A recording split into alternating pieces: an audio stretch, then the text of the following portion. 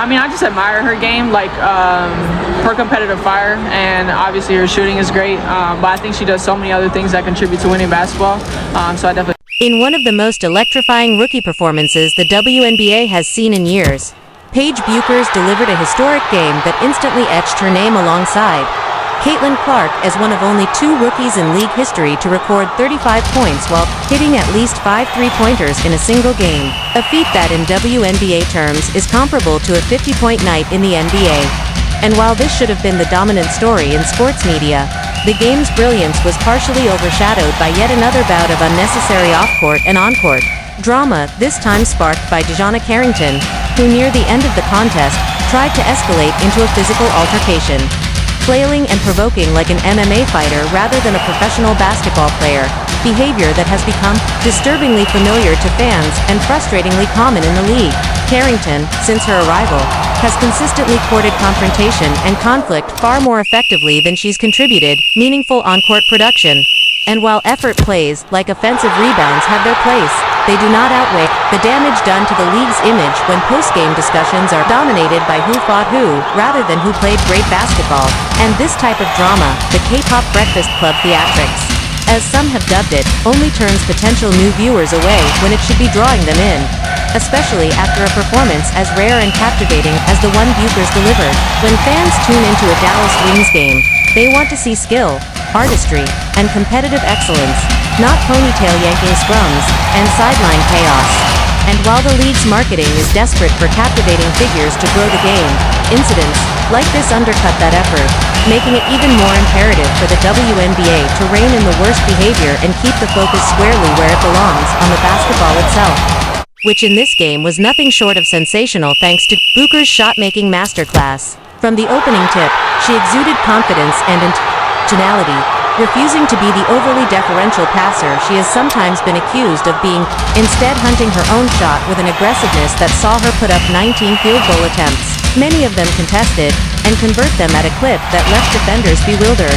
The very first major highlight came when a right Ogunboel drove into the lane, drew help, and kicked out to Bueckers, who, rather than settling for the open 3, attacked a closing gap, absorbed the collapsing defense of 2 players, and floated, in a high-arcing mid-range jumper off balance. A textbook example of why her mid-range game is considered the most polished among WNBA guards. This is the kind of bucket-making skill, gutsy, high-degree difficulty, that separates stars from role players. And she followed it immediately with a picture-perfect 3 off a handoff and screen, stopping on a dime in the corner, and firing without hesitation, the type of instant defense shot that ignites a crowd and forces defensive adjustments. Over and over in this game, she returned to her bread-and-butter mid-range pull-up, using hesitations and subtle footwork to get defenders leaning, as when she froze her opponent in the corner, took a single dribble toward her favorite elbow spot, and banked in a jumper off glass that looked as smooth as anything from a prime Sue Bird or Diana Taurasi. It wasn't just the scoring. Either she demonstrated that Caitlin Clark gravity where 2 defenders instinctively swarm her off a screen, forcing rotations and leaving open teammates. And while in some cases she used that to rack up assists, in others, she simply punished the extra attention with cold-blooded shot-making right over outstretched arms, including one absurd pull-up where the defender was draped over her and she still sank it like it was a casual warm-up. The narrative that she wasn't defended in this game is pure fiction. The Wings faced hard contests, doubles, and traps, and she still found a way to carve them up, making defenders pay for even a sliver of space. She cut backdoor for acrobatic finishes, came off pin-down screens into quick trigger jumpers, and even in the moments where her teammates went away from her in the 3rd and 4th quarters, freezing her out for stretches of 10 to 20 possessions, she stayed locked in, ready to seize every touch as an opportunity to either score or create. This was an all-around offensive clinic, and it underscored why. If the WNBA truly wants to expand its audience and build momentum, players like Paige Bueckers need the greenest of green lights, game after game, because no one is turning on a Dallas Wings game to see DiJonai Carrington commit hard fouls and miss layups. No one is buying tickets to watch anyone brick 70% of their shots with no offensive bag, but plenty will tune in to watch a rookie drop 35 in style, blend elite shot-making with playmaking, and give them a reason to believe they're seeing the early chapters of a generational career. The league should be fostering an environment where the takeaway from a night like this is pure awe at the basketball artistry. not frustration over the latest sideline circus. Because, as this game proved, when the spotlight is actually allowed to rest on the court and on players like Bueckers, doing the spectacular, the WNBA offers something rare, exciting, and impossible to You watched the 2023 three-point contest when she went off and set a record for WNBA? Yeah, I did. I think.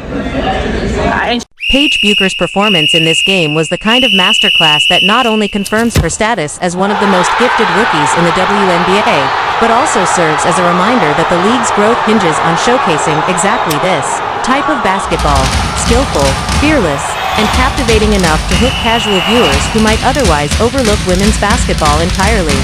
And what made it so compelling was the way she dealt with defensive pressure, adapting possession by possession, finding ways to score whether it meant operating off the ball, coming off a well-set screen, or isolating and creating for herself in tight spaces. There was no one-dimensionality in her approach, and even when defenders tried to crowd her airspace, she adjusted her angles, varied her release points, and continued to punish lapses with surgical efficiency. The frustrating part is that her stat line, as phenomenal as it was, could have been even greater.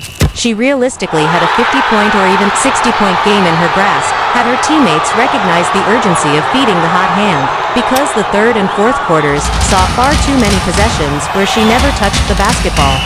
An almost inexplicable series of empty trips, given she had already poured in 22 points by halftime, was moving without the ball, and was visibly ready to attack whenever she got a catch, yet for stretches of 10, 15, even 20 plays, she became a bystander while the Wings' offense sputtered into a 15-point deficit. A sequence that felt entirely avoidable. Still, when she did get the ball, she was ruthless, drilling a three from the wing off an offensive rebound kickout. A shot that exemplifies why she might be at her deadliest in catch-and-shoot situations, where her quick, compact form and impeccable balance turn clean looks into near-automatic buckets. And while she's clearly a point guard by role and vision, she plays with the dual threat of a combo guard, blending playmaking with a scorer's mentality, making her difficult to scheme against because you can't simply treat her as a pass-first distributor. And then there was the footwork, that pure, almost old-school craft you can't teach on one sequence. She froze a defender, stepped through with precision, and finished a smooth layup through contact. The kind of move that would look at home in a Kobe Bryant or Diana Taurasi highlight reel. Proving again that good defense is sometimes no match for elite offensive technique. That's why the narrative that she wasn't defended in this game is laughable. She was hounded, doubled, and still found ways to create separation. The sign of a scorer who doesn't just take what the defense gives her but dictates what the defense has to react to. And though the second half film was lighter simply because she was iced out so much, her 35-point finish still stands as a historical benchmark. The type of performance you rarely see in the WNBA, especially from a rookie, and if she sustains this level of aggression, it's not just going to boost Dallas, it's going to be a boon for the league itself. Part of that appeal is the looming rivalry with Caitlin Clark, because even if their careers take different trajectories and one ultimately surpasses the other in accolades or overall impact, their matchups are already shaping up to be the kind of must-watch events that can draw 3 to 4 million viewers. Similar to how the NBA has thrived on the excitement of star guard duels. Think Steph Curry versus Kyrie Irving, Curry versus Damian Lillard, or even Curry versus James Harden. Rivalries, where the skill gap didn't matter as much as the entertainment value, where each meeting felt like a potential shootout. In basketball, rivalries aren't always about perfect parity. Steph versus LeBron has been one of the defining NBA rivalries of the modern era, despite most acknowledging LeBron's career resume eclipses Steph's. Because the games themselves are compelling theater, and Bueckers versus Clark can be exactly that for the WNBA if they keep producing high-scoring, back-and-forth battles. But for that potential to fully bloom, the league has to strip away the distractions. Because no matter how skilled Bueckers and Clark are, casual fans won't stick around if every matchup devolves into excessive physicality or outright hostility, the kind of scenes DiJonai Carrington has become infamous for, with repeated incidents of rough, borderline dirty play whenever she shares the floor with Clark. moments that feed the wrong kind of narrative and overshadow the actual basketball. And while toughness is part of the game, there's a clear line between competing hard and turning the contest into a spectacle for all the wrong reasons. The WNBA needs to lean hard into marketing the skill, charisma, and on-court production of its emerging stars, rather than letting headlines be dominated by scrums and post-game controversies.